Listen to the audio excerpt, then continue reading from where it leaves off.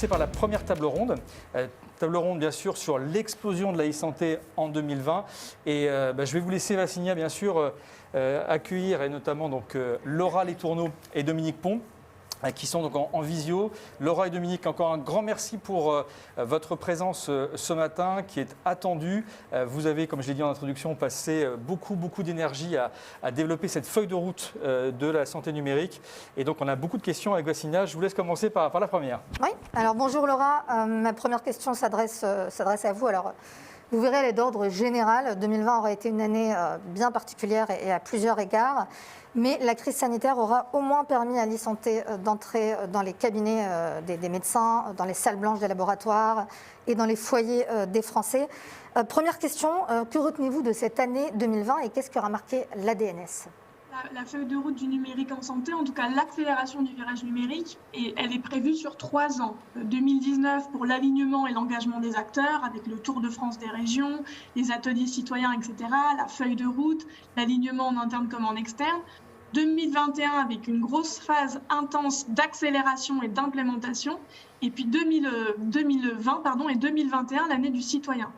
Cette année 2020, elle a été marquée par tout un tas de choses. Il y avait une feuille de route déjà extrêmement intense, extrêmement ambitieuse, avec des délais très serrés que, malgré la crise, ont été respectés et tous les engagements ont été tenus à la semaine près. Mais il y a eu aussi, pour nous, comme pour tous les Français, un petit caillou dans la chaussure avec cette pandémie et la crise du Covid, qui a été exceptionnelle à bien des égards, puisque d'un point de vue du numérique en santé, il y a eu un foisonnement absolument incroyable d'initiatives pour essayer de contribuer à la gestion de la crise, tant sur le terrain, par les professionnels de santé, par les industriels, que par la puissance publique dans son ensemble. Si on devait citer quelques exemples de la crise, vous parlez de la téléconsultation tout à l'heure, il y a eu des usages qui ont fait x3 d'un point de vue des citoyens, qui ont fait x5 côté médecin, avec des taux de satisfaction de près de 80% des usages de la téléconsultation. Il y a eu tout un tas d'outils géniaux développés par l'écosystème, comme par exemple maladie-coronavirus.fr, qui a permis de désengorger les appels au SAMU dans la toute première phase de la crise, qui nous paraît maintenant très lointaine, mais qui a été absolument essentielle à ses débuts. Il y a eu des projets portés en interne, mais avec des forts partenariats, en l'occurrence avec les laboratoires, comme le projet CIDEP, par exemple, Système d'information de dépistage, où en 3 semaines, grâce à un partenariat assez exceptionnel entre la puissance publique, le ministère, Santé publique France, la PHP en tant que maîtrise d'œuvre, mais aussi tous les laboratoires, que ce soit leurs professionnels de santé et les industriels, on a réussi à faire collectivement, je pense, un des meilleurs systèmes de suivi de l'épidémie au monde, où aujourd'hui on a tous les laboratoires qui font des RT-PCR et des tests antigéniques qui sont connectés de façon temps réel et exhaustive et automatique pour qu'il n'y ait pas de ressaisie et pour pouvoir suivre l'épidémie, les taux de positivité, etc., de façon très précise, puisqu'évidemment c'est colossal. Et puis ça continue malheureusement encore aujourd'hui avec tous les nouveaux projets, notamment autour de la vaccination, le téléservice vaccin Covid qui a été développé par l'assurance maladie pour permettre une traçabilité, une pharmacovigilance renforcée autour de la vaccination contre la Covid, avec l'équipement des centres de vaccination en service de prise de rendez-vous. Aujourd'hui, on a plus de 90% des centres qui sont équipés pour une prise de rendez-vous en ligne. C'est là aussi complètement inédit et à notre connaissance, ça se fait dans aucun autre pays au niveau européen, avec des services de prise de rendez-vous qui sont référencés sur le site santé.fr qui a connu plus de 10 millions de visites dans les 2 dernières semaines. Donc voilà, c'est des chiffres qui explosent, une acculturation des usages absolument massive. Et si on veut voir aussi le verre à moitié plein de cette crise, c'est vrai que ça aura permis tout ça. En contrepartie, avec Dominique, avec tous les agents publics, ils ne passent pas une demi-journée sans qu'on se dise si cette crise avait émergé à la fin de l'accélération de la feuille de route mi-2022, on aurait moins galéré et on aurait pu porter encore plus de projets numériques qui aident à la gestion de crise. Toutes les galères qu'on a eues sur certains des projets que j'ai cités sont précisément dues, la plupart du temps, à un retard accumulé sur des sujets du numérique en santé, notamment les couches basses. Le fait qu'on n'ait pas d'identifiant national de santé, le fait qu'on n'ait pas des moyens d'identification électronique sécurisés avec la CPS, avec la ICPS pour les pharmaciens, pour le dépistage, qu'aujourd'hui pour les infirmiers salariés non inscrits à l'ordre, par exemple, pour la vaccination, le fait qu'on n'ait pas de messagerie sécurisée de patients pour échanger facilement avec lui ses prescriptions, ses résultats de tests, etc. C'est ça en fait qui a rendu les projets plus compliqués et c'est ça qui nous pousse à avoir envie d'accélérer encore davantage la feuille de route. Donc, on a fait quand même tout un tas de trucs. Le fait qu'on n'ait pas, par exemple, de store d'espaces numériques de santé qui nous permettent de référencer toutes les applications de téléconsultation pour orienter des professionnels de santé, on s'est débrouillé différemment. On a fait un référencement un peu en mode dégradé, mais qui néanmoins a été jugé utile dans les sondages qui ont été réalisés ensuite par 3 professionnels sur 4. Donc, il y a eu tout un tas de choses qui se sont faites, mais cette crise a à la fois montré une formidable énergie de l'écosystème, une capacité à travailler ensemble pour faire des projets en 3 semaines, là où ça faisait 8 ans qu'on n'y arrivait pas, je pense à SIDEP notamment. Et à l'inverse, ça a montré des choses qu'on savait déjà, mais ça les a révélées au grand jour, c'est-à-dire la nécessité d'avancer drastiquement la feuille de route. Donc peut-être pour 2 minutes, pour résumer un petit peu au-delà des sujets très court terme, Covid, tout ce qui a été fait sur la feuille de route et qui permettra sur le moyen terme, sur le long terme, de vraiment faire de la France un leader en e-santé. Vous avez tout le détail dans le bilan qu'on publie tous les 6 mois de notre action collective, mais il y a eu là aussi énormément d'actions. Sur la première orientation, il y a 5 orientations de la feuille de route. Sur la première orientation, il y a la gouvernance, qui est absolument clé. On l'a en tête, c'était nos premières actions avec Dominique pour remettre tout ça sur des bons rails. Il y a eu énormément d'actions. Il y a eu l'ANS, l'Agence du numérique en santé, qui a vu ouvrir son assemblée générale aux régions pour qu'on soit encore plus proche des régions, le national, pour avoir des interactions encore plus intenses.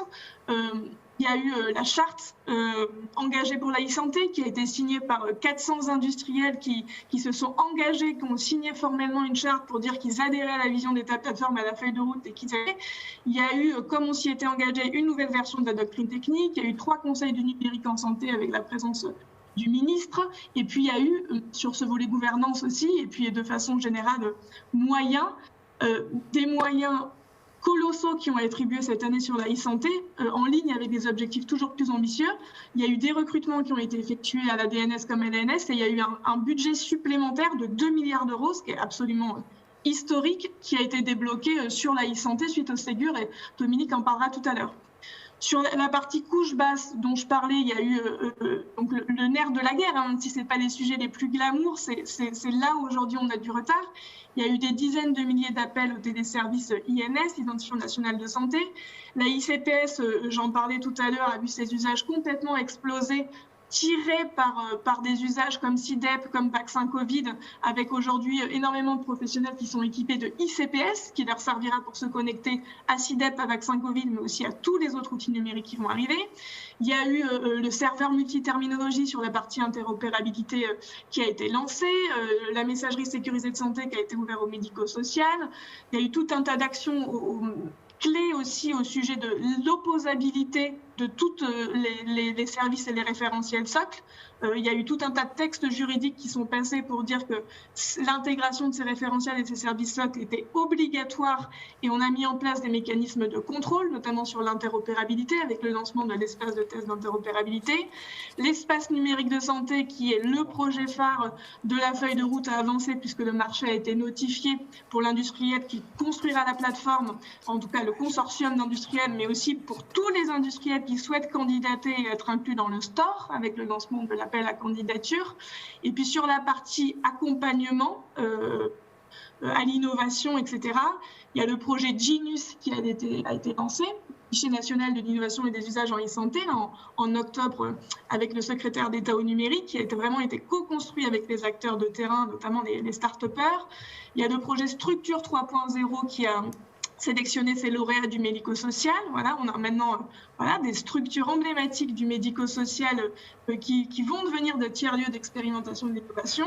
Et puis, il y a eu aussi tout un tas d'actions pour animer l'écosystème avec les talents de la e-santé, les assises citoyennes qui ont été animées par Michel Simès, des actions autour de la filière du numérique en santé, puisque vient d'être annoncé aussi, en tout cas fin 2020, le fait que la e-santé, et c'est une très bonne nouvelle pour nous tous, a été identifiée par le gouvernement au niveau interministériel comme un marché clé de ce qu'on appelle le plan de relance, ce qui veut dire derrière très concrètement des crédits via le plan d'investissement d'avenir, du budget supplémentaire pas focalisé comme le Ségur sur l'accélération des couches basses, mais sur le développement de l'innovation, et puis tout un tas d'actions pour accélérer l'innovation, sur l'accès au marché, au remboursement, etc. Et j'en profite pour mentionner que la phase de concertation autour de ce marché clé commencera maintenant dans 1 ou 2 semaines. Et puis tout un tas d'actions aussi au niveau de l'international. Donc peut-être pour conclure, l'année 2020 a été extrêmement intense, tant à cause du Covid ou grâce au Covid, puisqu'on a vu que ça a aussi permis d'accélérer les usages en e-santé, mais aussi sur la feuille de route qui n'a pas lâché le cap et qui n'a pas lâché les délais. C'est grâce à l'implication de vous tous, vraiment. La e-santé, c'est nous tous ensemble qui la construisons.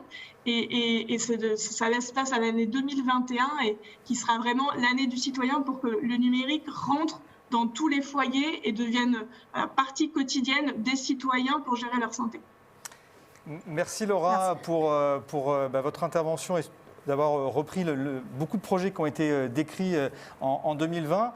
Vous l'avez dit à plusieurs reprises sur les 2 milliards qui ont été dédiés pour le Ségur, les programmes d'investissement d'avenir, donc le PIA 4 qui va permettre d'identifier la santé digitale comme vous l'avez souligné, cette charte de la e-santé, donc engagée pour la e-santé. Donc on sait que dans cet événement d'Interaction Healthcare, il y a beaucoup de start-up, beaucoup d'industriels, beaucoup d'acteurs qui essayent de se lancer sur le développement de la e-santé. Donc la question un peu globale qu'on voulait vous poser avec Vassigna, c'est quel est pour vous le rôle des acteurs de cet écosystème pour construire la e-santé avec cette feuille de route que vous avez dessinée? Peut-être, je ne sais pas si Dominique, je te laisse réagir sur ça.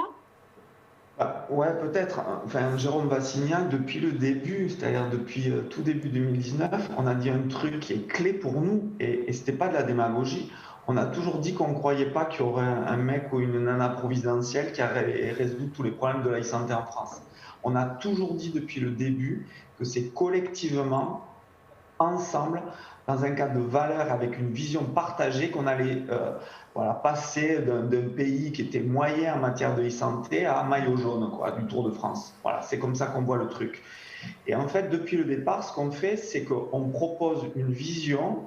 On propose une feuille de route hyper concrète avec des actions hyper concrètes qui engagent chacun en fait à participer à une réussite collective. L'État joue le rôle de quoi? Il fixe la réglementation, il propose des financements, il propose quelques services numériques socles, mais la valeur ajoutée métier, elle est créée par l'écosystème. Elle est créée par nos startups, elle est créée par nos industriels, elle est créée par nos professionnels de santé, nos établissements de santé. Tout ce qu'on défend depuis le début avec Laura, c'est cet engagement collectif. Et cet engagement collectif, il peut marcher que si on partage une vision commune et si on avance dans la même direction. Ce dont on a beaucoup souffert depuis, je dirais, ces 15 dernières années en France, ce n'est pas d'initiative, ce n'est pas d'énergie. Ce dont on a beaucoup souffert, c'est de ne pas avancer de façon collective. On se l'est joué trop à la française en partant chacun de son côté. Là, maintenant, il me semble vraiment qu'on a acquis un truc ces 2 dernières années, c'est qu'on partage une même vision, on partage des valeurs communes et on est organisé collectivement pour faire décoller la e-santé en France. Et ce qu'on attend concrètement des startups, des industriels, c'est de bien appréhender. On est là pour ça, on veut bien répondre à toutes les questions, on a mis en place des guichets. C'est de bien comprendre cette feuille de route pour intégrer ces services socles dans leur développement, pour que tout l'écosystème se concentre sur l'innovation, sur les services à valeur ajoutée pour les professionnels de santé et pour les citoyens. L'année 2021, comme l'a dit Laura, et on avait ça en tête depuis le début, c'est le challenge collectif, c'est que la e-santé rentre dans chaque maison française et devienne vraiment un usage clé, connu, grand public. Si on arrive à faire sortir la e-santé de ce truc qui nous passionne, parce que nous est tous des passionnés du truc, mais globalement c'est quand même un sujet de niche, si on arrive collectivement à faire réussir, et aussi grâce à l'épidémie clairement, mais si on arrive collectivement à le faire émerger dans la compréhension grand public, au travers notamment de l'espace numérique de santé, au travers des services aux usagers, au travers des apps que tout notre écosystème, toutes nos startups vont pouvoir proposer dans ce store de l'espace numérique de santé. Si on réussit ce challenge, moi je vous le dis sans emphase, je le dis avec vraiment conviction, je pense qu'on va finir maillot jaune en Europe de la e-santé. Vraiment, je le pense, parce qu'il y a très peu de pays qui ont réussi à poser une vision collective et qui ont fait ce pari de partenariat public-privé permanent. Donc voilà, donc pour moi, l'attente, c'est une bonne compréhension, un bon engagement de l'ensemble des acteurs de façon concrète dans la feuille de route, dans la compréhension des services socles, voilà, l'identifiant national de santé, ProSanté Connect, l'AICPS, le client de messagerie sécurisé, les connecteurs nouveaux DMP, les API du store de l'EMS, tous ces trucs hyper concrets, hyper techniques. Et si tout le monde pige ça et comprend que collectivement on va rentrer dans chaque maison française avec la e-santé, franchement, je pense qu'on va marquer l'histoire, quoi, collectivement. Bien, Dominique, merci pour cette intervention. Alors, je ne sais pas si on va être le maillot jaune, mais on sait qu'il y a souvent des champions qui tirent la caravane. Et Laura et Dominique, vous l'exprimez parfaitement depuis maintenant plusieurs années. Et donc, alors, on connaît votre enthousiasme, on pourrait en parler encore très longtemps. On sait que vous allez bien sûr continuer vos travaux et vos prises de parole. Je vous recommande le dernier article qui est sorti dans Hospitalia, et notamment sur la place des patients dans cette démarche. Donc merci encore Laure et Dominique. Continuez à développer cette belle dynamique qu'on va partager bien sûr maintenant avec notre table ronde. Bonne journée à vous et bon courage pour la suite de cette feuille de route. Merci. Donc télémédecine, je répète, c'est l'autre hashtag de 2020 et 2021. Et je crois qu'on a des invités qui l'ont aussi pratiqué et développé fortement l'an dernier. Oui, alors on va pouvoir continuer à en discuter avec Marie-Laure Saillard, CEO de Médocteurs et vice-présidente du LET, et Elidan Mimouni, CEO et cofondateur de Medadom. Alors Marie-Laure, on va commencer ensemble si vous le voulez bien. Avec plaisir. On va essayer de défricher ensemble 2020. Et on va tenter d'être joueuse et d'anticiper 2021 peut-être, enfin, on est déjà dedans, mais en tout cas la tendance. 1 million de téléconsultations par semaine en avril, au plus fort donc, de la crise du premier confinement, jusqu'à 500 000 par semaine en novembre. Vous voyez le point commun, le confinement. Alors ma question est simple, est-ce que le boom de la téléconsultation est un effet confinement ou est-ce que c'est une tendance durable ? C'est exactement la bonne question à laquelle on est confronté en ce moment. C'est évidemment la bonne question. La crise Covid et les effets confinement, les périodes de confinement, on a une corrélation très forte entre le nombre de téléconsultations, évidemment, et les périodes de confinement et le nombre de cas. Donc, cette crise, elle a permis de déclencher des usages. Et ce que vous venez de restituer dans l'étude, c'est assez fantastique. Moi, j'ai hâte d'avoir les résultats plus précis, puisque aujourd'hui, quand les professionnels de santé vous disent la relation avec le patient, elle s'est améliorée, c'était un frein énorme avant pour nous dans le développement des usages de la téléconsultation. Donc il y a une vraie corrélation. Ce qu'on voit, si on regarde un peu plus dans le détail les chiffres pour répondre un petit peu à votre premier élément de question, c'est que en revanche, 85% des téléconsultations ont été réalisées entre un patient et son médecin généraliste. Alors si on limite les usages de la télésanté à ça, on est mort, on ne va pas se développer. Donc là, on est bien dans un usage, je veux éviter d'attraper le virus dans le cabinet médical. C'est formidable parce que presque 30% des Français ont fait une téléconsultation, plus de 80% des médecins G ont fait des téléconsultations. Mais maintenant, il faut construire la step d'après parce que sinon, les usages ils vont effectivement être très fluctuants en fonction des périodes de confinement, déconfinement, ce qui est vraiment s'attacher à un tout petit bout des bénéfices de la télésanté. Alors, on va le rappeler aussi, une ordonnance publiée en avril dernier était venue assouplir le cadre dérogatoire pour assurer une prise en charge à 100% des actes de téléconsultation. Donc, elle est en vigueur jusqu'à la fin de l'état d'urgence qui vient d'être prolongé là, il y a quelques jours jusqu'au 1er juin au moins. Ça explique aussi pourquoi la pratique s'est multipliée, y compris dans les cabinets de médecine de ville. Maintenant qu'on a dit tout cela, quel serait le cadre réglementaire idéal en 2021 pour construire une filière télémédecine qui ne soit pas uniquement basée, portée sur la crise? Donc c'est Noël pour moi, je peux poser ma liste de questions de Père Noël, c'est formidable, ma liste de souhaits. Alors aujourd'hui en France, on a souhaité poser un cadre qui place, et c'est normal, c'est la cohérence du système de santé, le médecin traitant au cœur du parcours de soins. Donc ça, il ne faut pas l'oublier et c'est ce qui motive le cadre très serré qu'on a en France pour le faire. Donc les grands espoirs et le cadre idéal pour 2021. Moi, je crois vraiment aux usages de la télésanté, c'est-à-dire il n'y a pas que le médecin dans la vie, même si c'est extrêmement important, évidemment, le médecin traitant, mais c'est tout ce qui va permettre d'associer tous les paramédicaux aux pratiques de la télésanté. Et donc pour ça, la HAS a déjà émis des recommandations il y a plusieurs mois maintenant pour dire quasiment toutes les professions paramédicales sont éligibles à la pratique de la télésanté.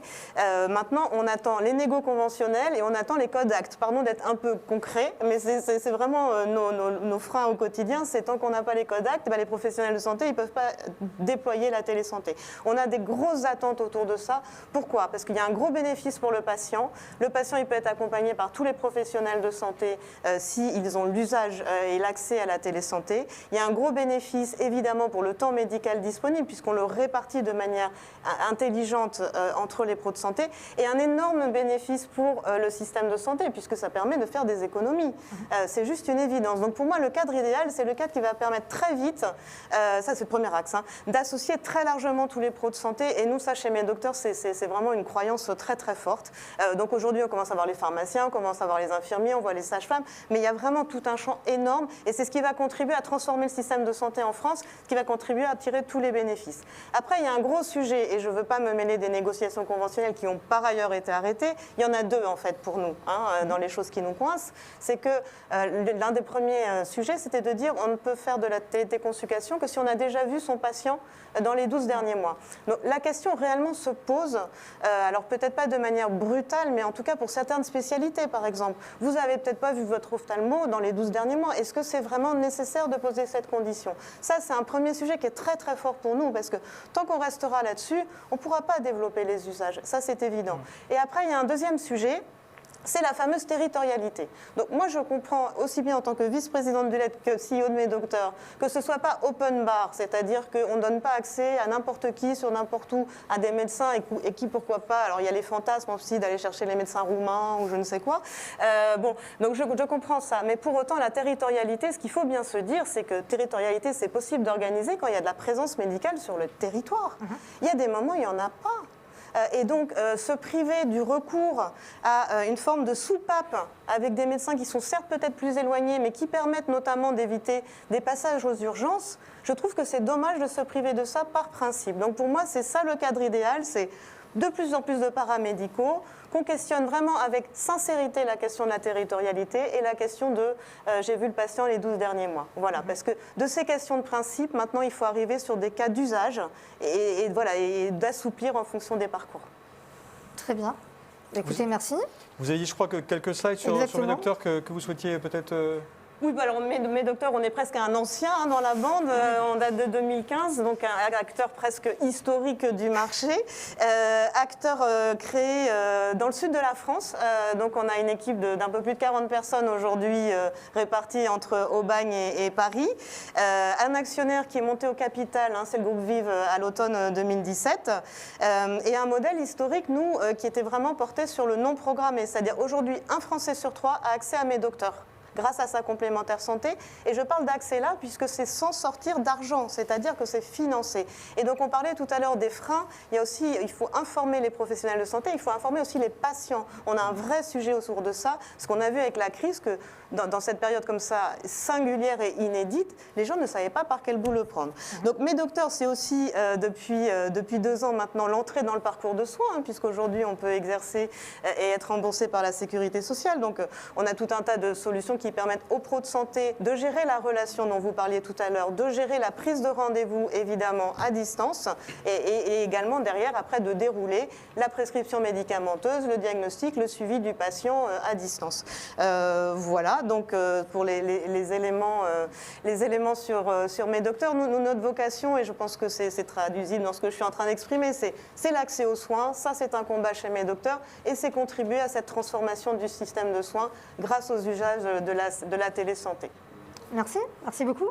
Très bien. Alors, Eliane, sur la partie télémédecine, il y a aussi une dynamique importante au niveau des levées de fonds. On a parlé qu'au niveau international, l'ensemble des levées de fonds de la IL, c'était près de plus de 21 milliards en 2020. Donc, on est sur des chiffres incroyables. Dans les chiffres incroyables, il y a le vôtre, puisque vous avez annoncé au dernier trimestre 2020 une levée de fonds de 40 millions d'euros, qui forcément vous place dans les premières levées de fonds, toutes catégories confondues, et forcément très élevé dans le domaine de la e-santé. Alors nous, la question qu'on s'est posée avec Vassigna en préparant cette table ronde, c'est ça change quoi pour Medadom 40 millions et puis également avec la vice-présidente du LET, également sur l'écosystème des acteurs de la télémédecine. Merci pour cette invitation, Jérôme et Vassigna. Écoutez, aujourd'hui, Medadom vient de réaliser cette levée de fonds de 40 millions d'euros fin 2020 et ça va en fait nous permettre le déploiement de la téléconsultation sur l'ensemble du territoire national et en incluant l'ensemble des professionnels de santé. Il faut le rappeler, en fait, 2020 a été un tournant pour la téléconsultation et pour la e-santé. Rappelons-le juste très très simplement. En 2010, la téléconsultation a été créée, est entrée dans le droit commun en septembre 2018. Et en 2019, un an après, donc seulement 500 000 actes de téléconsultation ont été remboursés. Donc c'était vraiment une année, on va dire, qui a eu peine à démarrer. La première année de la téléconsultation était assez difficile. Et là, fin 2020, on compte plus de 19 millions d'actes de téléconsultation remboursés sur l'ensemble du territoire national. Et cela prouve bien, en fait, aujourd'hui, que les Français connaissent de mieux en mieux la téléconsultation et ils sont de plus en plus favorables. Donc Medadom, aujourd'hui, qu'est-ce que Medadom ? C'est trois piliers. C'est une plateforme mettant en relation des professionnels de santé avec des patients dans le cadre de soins non programmés. Et aujourd'hui, Medadom rassemble l'ensemble des professionnels de santé, que ce soit les pharmaciens, les médecins généralistes, les infirmiers, et propose la possibilité de réaliser des téléconsultations à la fois via un smartphone et un ordinateur. Donc le patient se logue directement, s'enregistre pour avoir accès à un médecin en moins de 10 minutes, 7 jours sur 7, de 7h à 22h. Et à l'issue de la téléconsultation, à une ordonnance et un compte-rendu médical, donc une ordonnance si nécessaire et un compte-rendu médical qui peut être adressé au médecin traitant du patient. Ça, c'est le point numéro 1. Et le second point, c'est les bornes médicales connectées et les bornes de téléconsultation. Donc aujourd'hui, Medadom, nous avons créé une borne de téléconsultation avec des objets connectés. Donc il y a 6 objets connectés, voilà, les voici. Donc il y a une borne et une cabine. Donc il y a un otoscope qui permet d'observer le tympan à distance du patient, le stéthoscope permettant d'écouter les bruits du cœur, un dermatoscope permettant également d'observer les lésions dermato à distance. Et ensuite, les trois derniers, on va dire, objets connectés qui ont beaucoup servi lors de cette crise Covid, notamment l'oxymètre de pouls permettant d'avoir la saturation en oxygène du patient et le thermomètre, et bien sûr le tensiomètre pour la tension. Et en fait, tous ces objets connectés placés au sein des pharmacies, aujourd'hui on a plus de 800 pharmacies équipées en France, vont permettre de prendre en charge les patients en téléconsultation et de manière optimale, afin d'améliorer la prise en charge en incluant l'ensemble des professionnels de santé, donc comme le disait Marie-Laure Saillard, en incluant à la fois les pharmaciens, les infirmiers, et d'ailleurs notamment on développe ces bornes et ces cabines au sein de maisons médicalisées, donc des seniors, et ils vont pouvoir également être accompagnés par ces professionnels de santé. Donc, comme je le disais tout à l'heure, le tournant de la téléconsultation, 19 millions d'actes téléconsultation remboursés par l'assurance maladie en 2020. Donc, c'est une réelle accélération et surtout une réelle adoption des Français. Parce que 73% d'entre eux, ils sont favorables. Et aujourd'hui, il faut savoir que la France est l'un des pays d'Europe le plus favorable à l'usage et à l'utilisation de la téléconsultation. Donc, chez Medadom, bien évidemment, on a noté plus de 50% de croissance entre mars et juillet. Donc bien évidemment pendant le confinement et ensuite un léger ralentissement post-confinement durant le mois de juillet-août. Mais cette crise, en fait, nous a contraints tous ensemble, tous les acteurs de la téléconsultation et de la télémédecine, à accélérer notre développement. Donc nous, particulièrement chez Medadom, cette crise nous a favorisé en fait ce développement et ce déploiement, tant d'un point de vue technologique, avec un nombre de patients qui a augmenté, mais également d'un point de vue opérationnel. Donc aujourd'hui, on a mis en évidence l'intérêt de la téléconsultation face à cette crise. C'est quoi les objectifs finalement de cette téléconsultation? C'est améliorer l'accès aux soins, faciliter surtout l'accès aux soins, améliorer la qualité de vie des patients dans leur prise en charge médicale pour éviter le déplacement chez un professionnel de santé et que le professionnel de santé, que ce soit le médecin ou son médecin traitant, puisse le prendre en charge à distance. Et enfin, éviter l'engorgement des urgences dans le cadre de soins non programmés. Pour demain, quel est aujourd'hui l'avenir de la téléconsultation, hein? Pour les acteurs comme Medadom et les acteurs de la téléconsultation, il est nécessaire en fait de réaliser cette transformation et cette maturation numérique en incluant et en se rapprochant des professionnels de santé. Il faut avoir, je pense, une démarche de proximité, être au contact de ces professionnels de santé. La question, bien sûr, des soins non programmés est une question qui touche l'ensemble du territoire national. Mais par contre, il y a des questions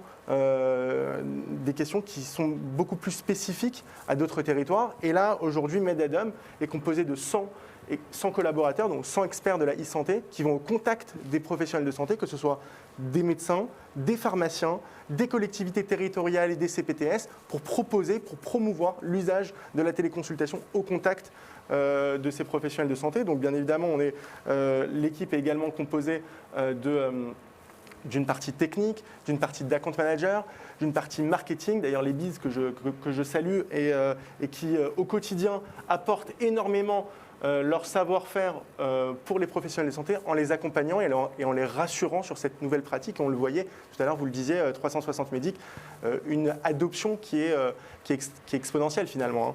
Et donc, du coup, cette adoption, la téléconsultation en fait, et la e-santé de demain passe par une prise en charge de proximité avec des objets connectés et en incluant l'ensemble des professionnels de santé. Donc il y a vraiment 3 briques. C'est vraiment se rapprocher au contact des professionnels de santé avec ces objets connectés et en incluant tout l'écosystème finalement des territoires. Alors sur cette proximité, je crois que Vassinia, vous aviez une question sur notamment les technologies qu'on a beaucoup entendu parler ces derniers mois sur la 5G. Oui. Alors la 5G, on l'attend énormément en 2021 et les pouvoirs publics semblent accélérer en tout cas dans le cadre de son déploiement. Alors pour vous, vous en avez parlé, hein, les cabines médicales, les bornes. La 5G, qu'est-ce qu'elle vous permettrait concrètement de faire ? Finalement, concrètement, ça permettrait d'avoir un meilleur accès à l'utilisation de la téléconsultation parce qu'on le voit bien, dans les déserts médicaux, finalement, il y a certes peu de médecins, mais aussi peu de connectivité. C'est-à-dire que la 5G va permettre de nous déployer et déployer l'ensemble des acteurs de la téléconsultation avec à la fois des objets connectés permettant une connexion beaucoup plus simple, beaucoup plus fluide et finalement une optimisation dans la prise en charge des patients. Alors j'ai une dernière question pour vous, hein, très rapidement. Votre offre s'appuie quand même très largement sur les pharmacies d'officine, les mairies qui accueillent votre solution. Est-ce que l'avenir de la téléconsultation en 2021 passera par ces relais ? Est-ce que vous n'avez pas peur de décourager le Kidam en lui demandant de se déplacer pour téléconsulter ? Alors ça passera par différents, ce qu'on appelle les points relais santé, puisque dans des collectivités territoriales où finalement il n'y a pas de médecins, il y a une très faible densité médicale, la mairie, la CPTS ou la pharmacie va pouvoir prendre en charge le patient en téléconsultation, accompagné de ses objets connectés et avec un médecin à distance qui va pouvoir vraiment le prendre en charge de la meilleure manière qui est. Donc un peu comme s'il se rendait dans un cabinet finalement classique de ville. Exactement. Merci beaucoup. Merci à vous. Merci à tous les deux. Alors on va finir avec vous, Eric Weber. Donc vous êtes professeur à la PHP, mais également aussi directeur de la chaire BOPA, un projet qui a vraiment enthousiasmé l'équipe d'Interaction SK. Quand on s'est dit, voilà, pour illustrer la e-santé, il y a plein de problèmes de santé qui aujourd'hui font des projets, mais vous illustrez un petit peu en conclusion de cette matinée, eh bien, plein d'initiatives qui ont été faites. On a parlé sur la blockchain, également la réalité virtuelle, enfin bref, quand on a vu votre projet, ça illustre. Donc on vous laisse la parole pour imaginer ce qu'est le futur de la santé, même si je sais que vous y travaillez depuis déjà pas mal d'années. Merci beaucoup en tout cas de me permettre d'intervenir à ce meeting. En effet, je travaille à l'hôpital Paul Brousse, je suis PUPH à l'université Paris-Saclay en chirurgie hépatique et en transplantation, et donc j'ai créé cette chaire innovation BOPA. Chaire innovation BOPA, ça veut dire bloc opératoire augmenté. C'est une initiative de Patrick Duvaux et moi. Patrick Duvaux, c'est le directeur d'innovation de l'Institut Mines-Télécom, et donc moi je travaille à l'AP. L'idée, c'est vraiment de créer une structure qui soit au service de l'innovation au bloc opératoire, non pas uniquement pour Paul Brousse, mais pour toute l'assistance publique des hôpitaux de Paris. La PHP, c'est le premier hôpital d'Europe, c'est 200 000 chirurgies par an, c'est un énorme acteur de la chirurgie, et il manquait quelque chose autour du bloc opératoire en particulier. Il y a aujourd'hui une restructuration de l'innovation à l'assistance publique, en particulier avec Nicolas Castoldi, que l'on aide pour essayer de restructurer l'AP dans le domaine de l'innovation, autour de l'Hôtel-Dieu en numérique, et BOPA fait partie de cette restructuration. C'est la version bloc opératoire du numérique à l'assistance publique. Donc l'idée de BOPA, c'est d'être vraiment une solution d'innovation. Je pense que c'est très important de faire le distinguo entre la recherche et l'innovation. La recherche produit de la connaissance, l'innovation apporte des solutions à des problèmes. Ça commence donc par identifier des problèmes qui sont parfois identifiés d'ailleurs pas uniquement par les docteurs, mais par le personnel non médical qui travaille avec nous. Et l'idée, c'est de trouver des solutions dans la collaboration avec des mathématiciens, des ingénieurs, des sociologues, des anthropologues, et d'utiliser des startups, si possible, pour accélérer ces solutions. C'est vraiment quelque chose qui est très inclusif autour du bloc opératoire au sens large. Ce n'est pas uniquement les chirurgiens, c'est les chirurgiens, les anesthésistes, les IBOD et les IAD. Donc, je travaille là, moi, qui est le centre hépatobiliaire, qui est un très gros lieu de chirurgie hépatique et de transplantation. Et l'idée a été de créer BOPA, justement, à distance, mais très proche du bloc opératoire. L'idée, c'est qu'on a 250 mètres entre cette chaire d'innovation BOPA et le centre hépatobiliaire et un vrai bloc opératoire. Donc, l'idée, c'est qu'on veut, à travers cette chaire innovation BOPA, approcher et améliorer la qualité des soins en abordant le problème de deux manières. Une approche qui est à la fois humaine et technologique. Parce qu'en fait, on voit aujourd'hui que se développe souvent le mot d'intelligence artificielle, mais plus que d'intelligence artificielle, c'est d'intelligence augmentée dont il faut parler, d'intelligence auxiliaire. Donc l'idée, c'est de faire aussi comprendre aux chirurgiens en particulier qu'ils ne vont pas être remplacés, qu'ils vont être augmentés, qu'ils vont être améliorés par de la technologie. Et ça nécessite aussi de transformer probablement notre rapport à l'erreur, qui est un vrai sujet sur lequel je travaille beaucoup. Et d'ailleurs, je sors un livre très prochainement, justement, sur ce droit à l'erreur et ce devoir de transparence que, à mon avis, il faut modifier dans le domaine chirurgical et dans le médical en particulier. Donc l'idée, c'est donc d'approcher humain et technologique. Et au plan technologique, on travaille sur une amélioration, une augmentation du chirurgien par la vue, par le toucher, par les interactions avec des jumeaux numériques et par la lumière. Donc c'est au départ l'Institut Mines-Télécom et la PHP, et aujourd'hui des chercheurs qui font partie donc, de ces deux établissements, mais l'INRIA, qui est un acteur important maintenant de la chaire BOPA, en particulier dans le cadre de l'accord qui a été passé entre l'INRIA et la PHP. Et il y a aujourd'hui une équipe projet INRIA à PHP à BOPA, avec la chaire Humanité et Santé de Cynthia Fleury qui vient apporter la dimension anthropologique à cette chaire BOPA, et l'Université Paris-Saclay, mon université qui est la première université de France, avec laquelle évidemment on travaille. Donc ça, c'est les différentes startups qu'on accélère. Ici, les sponsors de la chaire BOPA avec au total à peu près 1 million d'euros sur 4 ans, puisque cette chaire BOPA est née il y a maintenant à peu près 1 an, et elle doit vivre, on l'espère, 4 ans, enfin c'est le début de l'histoire. Hein. L'idée, c'est de faire quelque chose qui produit de la recherche dans le domaine des sciences sociales en particulier et qui accélère des startups. Aujourd'hui, on abroge donc ce problème du human factor avec la volonté d'essayer de modifier un petit peu le mindset chirurgical par des outils de réalité augmentée et en préopératoire, de travailler sur ce rapport à l'erreur, de travailler sur la communication médecin-malade, d'améliorer la qualité du suivi du regard au bloc opératoire pour pouvoir faire des films de bonne qualité au bloc opératoire, en chirurgie ouverte en particulier, pour faire quelque part des boîtes noires qui vont permettre demain probablement de mieux comprendre ce qui se passe au bloc, de faire des chatbots péropératoires de manière à avoir des interactions vocales avec un chirurgien, de faire des jumeaux numériques autour de sujets comme ce qu'on a évoqué tout à l'heure avec M. Frédéric Vacher de Dassault Systèmes, puisque on est aujourd'hui de plus en plus dans ce genre de choses. Donc ça, c'est le mode de fonctionnement de la chaire BOPA, c'est qu'on apporte à ces différentes startups la valeur de la confiance. C'est-à-dire que l'idée, c'est qu'on met ces startups dans l'écosystème de l'assistance publique, on leur apporte des datas, on leur apporte de l'expertise, on leur apporte des sous pour fabriquer des preuves de concept. Et avec ces preuves de concept, eh bien, si elles arrivent au bout, elles vont voir des fonds d'investissement pour pouvoir justement aller plus loin. Donc ça, c'est les objectifs globaux de cette chaire BOPA. J'insiste sur le fait de faire de la recherche inversée, de tout enregistrer au bloc opératoire de manière à découvrir des choses du fait du hasard. Parce que la plupart des choses qu'on a découvertes, en dehors peut-être d'Albert Einstein et de Picasso, ben, c'est des choses qui sont le fait d'erreurs, hein, de choses qui sont découvertes par hasard.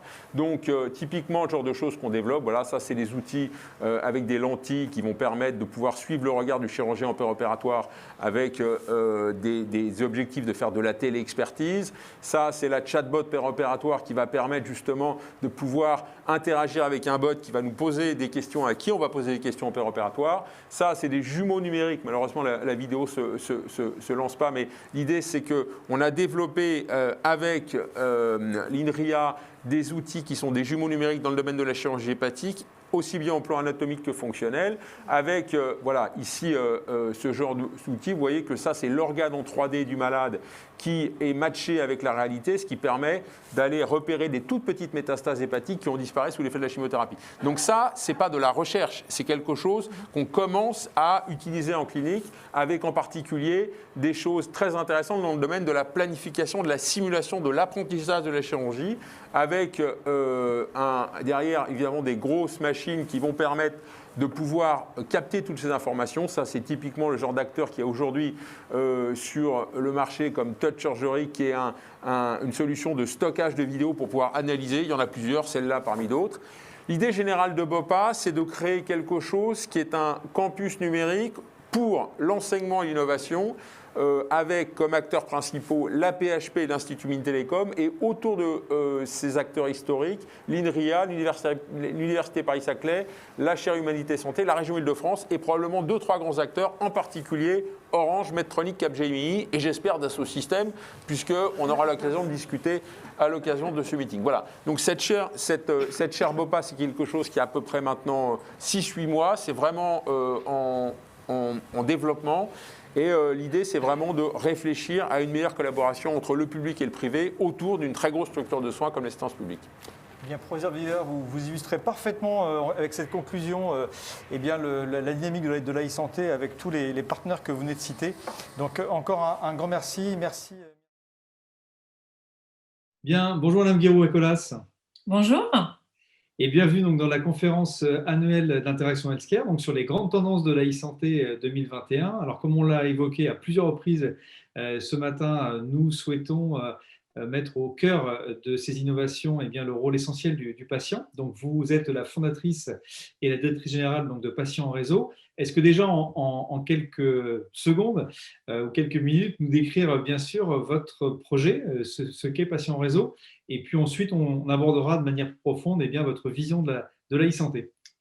Alors effectivement, Patients en Réseau, c'est un projet qui rentre en résonance avec mon expérience de patiente. Moi, j'ai été touchée par un cancer du sein et finalement, je me suis rendu compte qu'en fonction de l'endroit où on habitait, de son âge, du type de cancer qu'on avait, on était souvent assez seul avec sa maladie et qu'on perdait énormément de temps à retrouver en fait les ressources utiles parce qu'on n'a jamais prévu d'être un patient. Donc en fait, on est mauvais, on va dire, en tant que patient au début. Et puis souvent, le temps qu'on s'y mette, eh bien, les parcours de soins sont finis quand on trouve la bonne assos, la bonne brochure, la bonne info. Donc, c'est ce qui, finalement, c'est à l'éclairage de ce parcours patient qui est rentré en résonance avec celui de beaucoup d'autres patientes qu'on a créé en fait le concept de réseau social. Donc, notre premier projet, ça a été Mon Réseau Cancer du Sein. Et puis, comme ça a trouvé sa place, justement, pour que, quel que soit le lieu de vie, quelle que soit l'étape dans la maladie, on puisse se sentir accompagné, mais aussi pouvoir échanger entre pairs, ce qui est très précieux, on a pu finalement décliner d'autres réseaux, Mon Réseau Cancer du Poumon, Mon Réseau Cancer Gynéco, et tout récemment, Mon Réseau Cancer Colorectal. Donc, notre association, elle est par essence digitale. Elle est donc 100% Covid et crise compatible. Et du coup, elle nous a permis aussi d'interagir avec d'autres acteurs, notamment de l'innovation dans la e-santé, notamment quelques startups.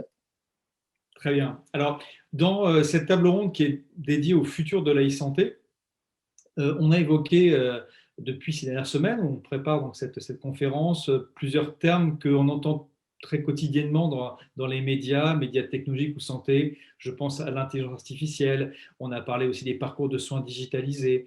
On parle également de la blockchain. Donc des termes qui sont parfois un peu complexes en termes de compréhension technologique. Moi, je voudrais savoir, vous, en tant que représentant des patients et des réunions que vous faites très régulièrement, comment est perçue la e-santé et comment vous voyez cette construction de la e-santé dans les mois et années à venir? Alors, la e-santé, c'est vrai qu'elle est présentée dans le grand public, on va dire, comme de l'innovation. C'est souvent, ça a l'air très compliqué. Il y a en même temps beaucoup de choses qui arrivent. Et ce qui nous aide, je pense, en tant qu'association, en tant que patient, c'est que pour nous, l'innovation et la e-santé, ça doit être au service de ce qu'on vit, ça doit nous aider. Donc, en fait, l'intérêt pour nous, c'est tout de suite de voir dans tel ou tel projet qu'est-ce qui va être amélioré, soit dans mon expérience de patient, soit dans mon expérience de parcours de soins. Et du coup, on va avoir besoin d'être éclairé, bien sûr, par exemple, sur les données, sur qu'est-ce que c'est que la e-santé, etc. Mais peut-être finalement d'enlever les gros mots pour revenir à des concepts qui sont finalement plus accessibles et en tout cas clairement qui sont liés à un bénéfice attendu. Donc, c'est bien de faire de la techno, c'est bien de faire de l'innovation, mais est-ce que ça nous sert à quelque chose en vrai? Et voilà, donc on participe à ce côté un peu, j'allais dire, les pieds sur le terrain, dans le concret, c'est-à-dire faire redescendre sur terre l'innovation pour qu'elle soit accessible et utile. Alors, vous avez cité, Madame Guerroy-Colas, bien sûr la situation de la crise sanitaire de la Covid-19, où votre ADN permet d'être compatible avec cette crise sanitaire. Est-ce que vous avez vu un changement sur la collaboration entre les différents acteurs et aussi la place des patients dans cette conception? On parle aussi de co-conception d'outils. Est-ce que vous avez vu les choses évoluer? Alors, je crois que l'idée de co-construire avec les patients, les associations de patients, elle est quand même de plus en plus développée. Par contre, cette crise, elle a été un booster finalement d'utiliser tout d'un coup beaucoup plus de téléconsultations, de vidéoconsultations et du coup d'outils ou de parcours, on va dire, appuyés pour pouvoir avoir de la donnée, en fait, de ne pas juste avoir un coup de fil. Donc, de nourrir la consultation, par exemple, de données de suivi en vie réelle. Donc, ça, c'est très précieux. Donc, je dirais que oui, cette période, elle est d'abord extrêmement complexe, hein, très, très compliquée à gérer pour tous les acteurs du soin. Et c'est l'occasion de remercier tous les soignants, une fois de plus, qui donnent une énergie considérable pour nous soigner. Mais au-delà de ça, il y a eu, je crois, aussi de nombreux acteurs qui se sont dit c'est le moment, en fait, d'utiliser ou de s'y mettre. Et là, je dirais qu'on est dans un virage parce que on sent qu'il y a un besoin, mais pour pouvoir utiliser des innovations, ça a aussi des répercussions dans l'organisation, et ça, c'est beaucoup plus long, en fait.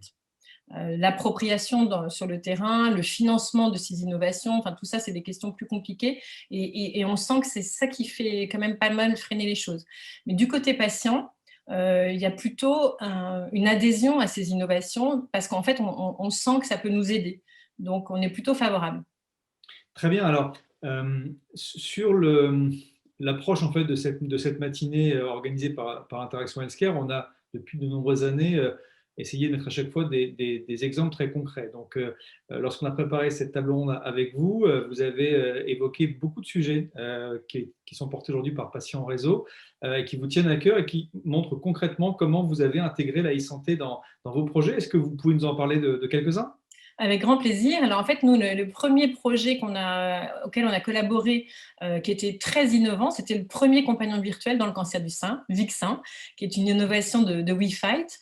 Et en fait, on a vraiment travaillé ensemble, on a apporté de l'expérience patient, on a fait des focus group, on a interagi avec l'équipe pour que finalement ce nouveau média, qui a un nouvel endroit où on peut parler de santé, donc une messagerie Facebook Messenger ou une appli, qu'on puisse poser ces questions à ce petit compagnon virtuel. Donc ça a été une première aventure qui s'est d'ailleurs déclinée récemment dans le cancer du poumon avec Vic Poumon.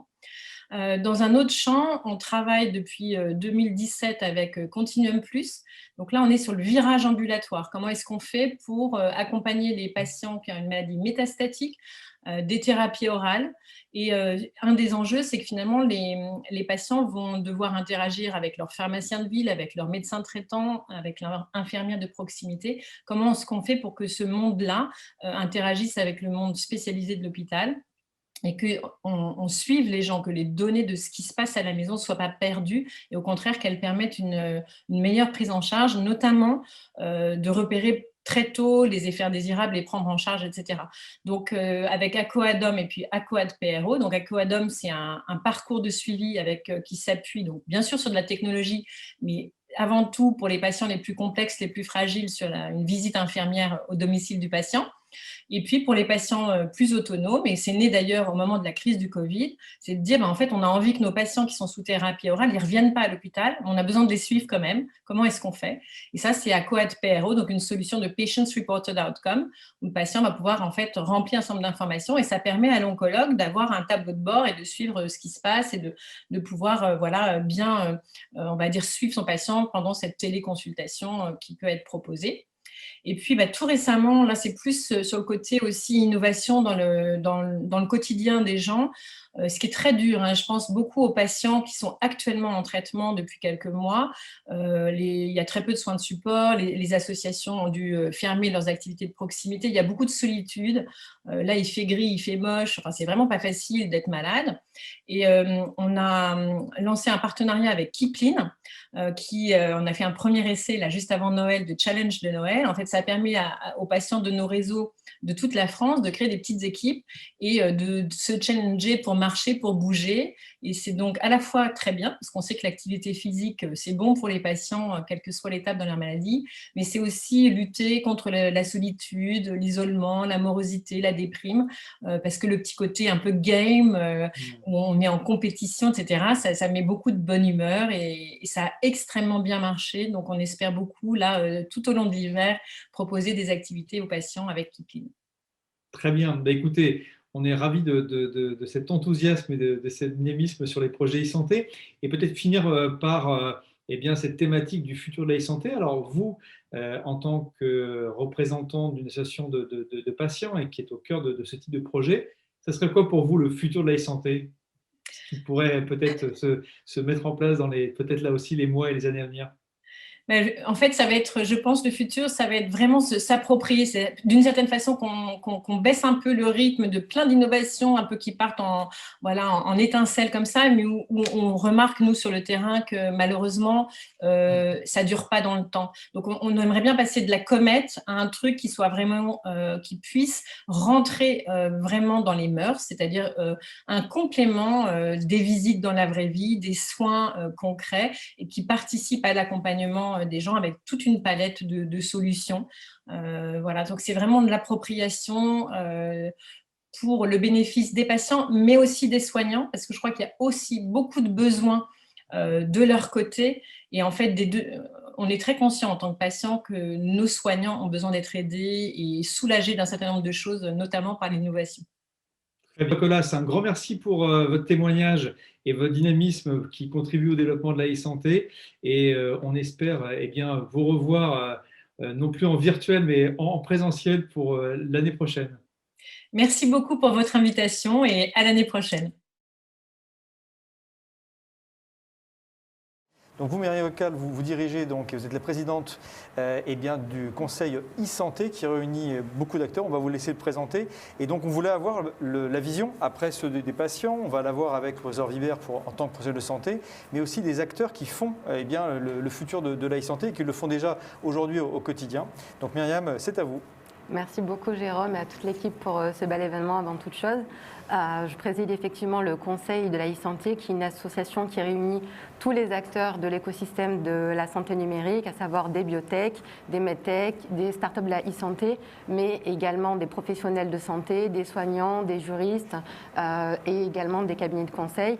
L'objectif initial était de casser les tuyaux d'orgue historiques qui se sont constitués entre le domaine public, le domaine privé, les différentes disciplines médicales et également le domaine académique et le domaine des industriels pour promouvoir et faire avancer avec sens et humanisme la santé numérique. On a pu le voir aujourd'hui, la santé numérique s'est largement accélérée sous l'effet conjugué de la crise Covid qui a permis d'interroger nos organisations et de la nécessité d'y injecter davantage d'agilité et des politiques publiques qui apportent un soutien à la fois technologique avec le bouquet de services, la feuille de route Ma Santé 2022, des soutiens financiers avec le plan de relance ou encore le Ségur de la santé. Mais je pense qu'il faut aussi appréhender la santé selon une dimension globale, puisqu'elle se réclame de différents enjeux, parmi lesquels la sécurité des soins, la qualité des soins, la nécessité d'y apporter une éthique par rapport à la sécurité des données, la sécurité des patients et la nécessité de promouvoir tout ça. Et c'est la raison pour laquelle cette association avait été créée, pour y adosser une dimension globale et apporter une valeur ajoutée à cet écosystème. On l'a dit tout à l'heure, on a pu le voir aussi avec beaucoup d'acteurs, que ce soit des associations de patients, des grands groupes ou des startups, voire les pouvoirs publics avec Dominique Pont et Laura Letourneau. On assiste à un véritable changement de paradigme et on veut travailler de concert pour valoriser une excellence à la française, mais on a encore de nombreux défis à relever, puisqu'on a beaucoup de startups qui arrivent à concevoir leurs solutions auprès des hôpitaux, etc. Mais on a quand même besoin d'accélérer leur déploiement aujourd'hui et d'y adosser davantage et de financement et de recherche. Et à mon sens, il faudrait élargir cet écosystème et y intégrer toutes ces dimensions. C'est la raison pour laquelle il faut, dès leur conception, mais également dès leur au moment de leur développement aussi, intégrer les patients, intégrer les associations de patients, les médecins, mais aussi les soignants, pour permettre des interactions, mais également une évaluation des solutions pour qu'elles apportent un vrai service médical rendu. Je pense qu'il est temps aussi de faire des bilans, mais également d'évaluer toutes ces solutions pour leur permettre non pas de mourir, parce que pour le coup, pour beaucoup se font racheter aussi, mais de s'accélérer, mais avec sens, et qu'elles apportent le meilleur service aux patients in fine, mais également aux usagers, puisqu'on parle aussi de, comme l'a dit tout à l'heure Frédéric, de polypathologie et de vieillissement de la population. Très bien Myriam, et si par rapport aux travaux qui sont menés par le groupe, est-ce qu'il y a peut-être un projet ou une tendance du futur qui vous semblerait importante au-delà de l'aspect collaboratif que vous avez souligné ? Oui, on en a beaucoup parlé, mais je pense qu'il est nécessaire aussi de développer la formation. Je pense que Jérôme, tu en es le premier acteur concerné, puisque du coup, on a quand même beaucoup de défiance envers les technologies et une stratégie qui n'est pas forcément de compétition, mais plutôt de compétition, puisque les industriels peuvent parfois se développer et se mettre en concurrence avec les médecins. Par exemple, quelqu'un qui va développer une solution en intelligence artificielle en radiologie va démontrer que ses résultats sont plus probants que ceux d'un médecin, alors qu'il faut sortir de cette stratégie-là. Et il faut du coup former et les professionnels de santé et les médecins à ces nouvelles technologies pour que des ponts agiles puissent se créer et que les solutions puissent être le plus inclusives possible, parce que ce sont tous ces professionnels qui permettent ce pont agile entre les technologies et in fine le patient. Donc nous, on est en train de développer notre feuille de route, y compris sur ce volet-là et par le biais de la formation. Et je pense qu'il est aussi intéressant de sortir de la vision franco-française et de penser tout de suite à une dimension internationale et européenne. Merci Myriam pour ce témoignage.